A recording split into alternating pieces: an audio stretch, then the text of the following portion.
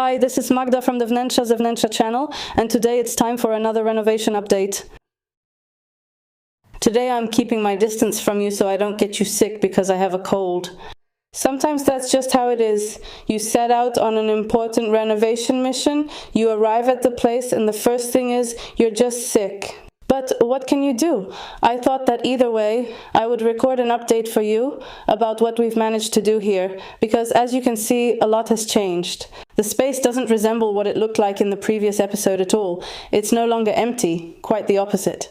No, now there are boxes everywhere again because the kitchen has arrived. Not only has it arrived, but it's also almost assembled, and what's worse, I didn't have a hand in it. I missed not only assembling the kitchen, but also part of the painting, and that's such an important second part because the whole second coat is already on, all around. I managed to paint the bathroom, but that's less satisfying. Maybe I'll still be able to finish something here because, for example, the window recesses still need to be painted since the plaster there hadn't dried yet when we were painting.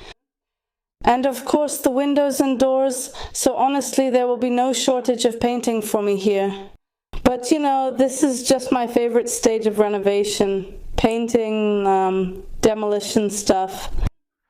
Like chipping off plaster, that's really satisfying, as long as it doesn't involve furniture that's still usable. Then it's really hard for me emotionally because it's a shame to throw away something that's still usable, and unfortunately it's hard to find a second home for some things.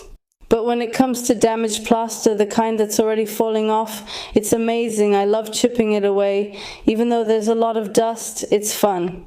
Painting is fun and assembling furniture is fun too, but not this time. The situation with the windows is that sooner or later they will be replaced. But you can't just replace them with any kind. They have to meet the requirements of the historic preservation officer. And of course those kinds of windows aren't the cheapest either, so the plan is to replace them in some time, especially since these are even more important. Okay, stop. Obviously they're not in perfect condition because no one has done anything with them for many years, but at least they don't leak. They're not super airtight, but it's not like the wind blows in from every direction either. They're actually pretty okay. For really old windows, in my opinion, they're in pretty good shape, so we're not in a hurry to replace them. For now, we'll just repaint them. We'll seal them, because the foam that was installed here before is, well, to put it mildly, no longer usable. It's so bad that if you touch it with your finger, it just starts falling off, right? So their fate is really sealed. They're beyond saving. I'm just removing them, scraping off the leftover glue that's there, and I'll install new ones.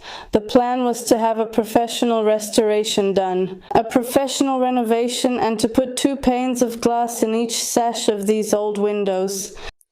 But the man who was supposed to come and give an estimate didn't show up, didn't set a new date, and stopped responding.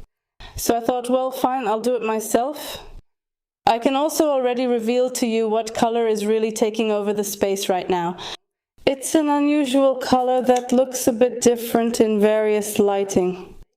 Sometimes it looks a bit like a warm red, sometimes like pink, and it's something in between really, and I hope that's how it will look most of the time.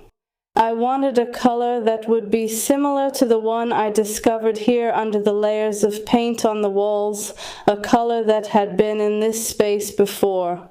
And at the same time I wanted it to match the bricks, to match the tiles we chose, and to generally look nice together.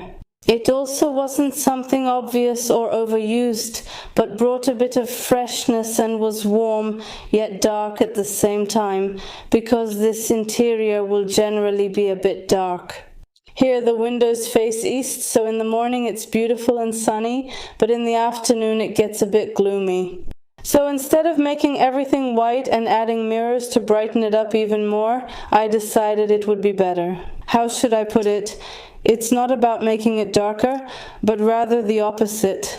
To make it cozy, so that the colors that appear here would embrace us, just like this apartment embraced us when we first walked in. There were brown walls here, a green ceiling, so it was quite unusual, I would say, but this color scheme gave an incredible sense of coziness, and that was important to me. I wanted to recreate that effect. I'm still unsure what to do about the bathroom door. The original plan was to paint them the same color as the walls, but then I remembered that I already have experience painting wood the same color as the walls. And it turned out that the color in the wood paint was completely different from the one on the wall, even though theoretically it was the same number. If, say, we choose a shade of gray and it turns out a bit darker or a bit lighter, well, that's not a big deal. It usually doesn't make that much of a difference. But there was this burgundy color and the other one turned out kind of peach, so no, that was just too big of a difference. And I'm afraid of making a similar mistake here, so I'm considering painting the wooden door with wall paint. But since these are such beautiful new doors, well, I'm a bit nervous that maybe this won't be the best solution for them. That was just about the paneling on the wall, a few boards, it didn't matter. Even if something went wrong there, it was no big deal. And besides, there was already wood paint there, and I just touched up a few boards on top with wall paint so the color would be right. But here, these are bathroom doors. They'll be used a lot. I hope they'll last for many, many years, so I need to think this through carefully. Behind me and behind the ladder are the front doors, which are, well, definitely green, there's no doubt about that. But I would describe this green as a vivid, fresh grass green with extra saturation. And that boosted saturation doesn't really work for me. I was thinking about making those doors navy blue. But ultimately, since the kitchen floor will also have those green accents and we initially thought about green curtains too, we'll go with it after all. These doors will be green again, just like now, but in a different shade. The damaged spots have already been filled in here. Besides, you can see that in many places the green paint has just worn off over the years, so they could really use a fresh coat anyway. But still, it's kind of charming in its own way that they were green and they're going to stay green. And yet, I think the effect will be completely different. And that also shows that when talking about colors, it's really hard to rely on the color names we know. Because even if one person says, I don't know, blood red, another person thinking of blood red will imagine a completely different shade of red than what the first person might have meant. Because after all, blood can also be lighter or darker. It varies. And even more so when we use terms like green, yellow, red, or even, I don't know, salmon. It's not like everyone means exactly the same shade. Some people go for a typical orange, others more for a peach shade, and some even for a pink one. It's very hard to define these sensitivities. There are no boundaries, so when you're choosing colors for your interior, if you want to consult or compare something to see if it matches, it's always best to work with samples, not with names. Names are useless. And that's why, when I use color names in videos, I often stick to the basic ones, just to generally outline what I mean, rather than getting caught up in naming. Because starting with the fact that the color I see and the color you see, distorted by the camera, distorted by the video, distorted by your monitors, are often two completely different colors. Honestly, these differences can be really significant. And secondly, people generally don't quite agree on exactly what shade a given name actually refers to. Everyone claims to talk about blood red, but in reality, each person imagines something different. And it's even worse if you order blood red curtains and then they arrive looking different than what you wanted because the person who took your order had a different vision of that color. That's why you shouldn't use names. Names are great for chatting, they're poetic, and they're great for describing the emotions certain colors evoke. But if you're decorating, ordering something, or want to know if colors match, names won't help you at all. You need samples, you need to look at those colors, you just need to work with the colors themselves, not their names. So to sum up, I don't use very precise color names or any fancy terms in my videos. because I just think we have more important problems in this world than arguing about whether a name is accurate in the comments under a video. As you can see, there's quite a bit of chaos around me. The kitchen countertop was just being cut here. There's a lot of dust and tools everywhere.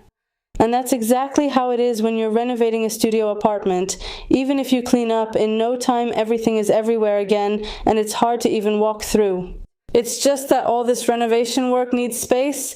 You have to spread things out somewhere, and there's no magic solution. The square footage is limited, so it is what it is. Of course, it would have been nice to move everything aside and vacuum, but this is just a quick video and I didn't have time to clean up. So please be understanding in the comments, and now I'll say goodbye. As you can see, a lot has changed since the last video, and that's often how it goes. Most things happen when I'm not recording. And I'll leave you with that.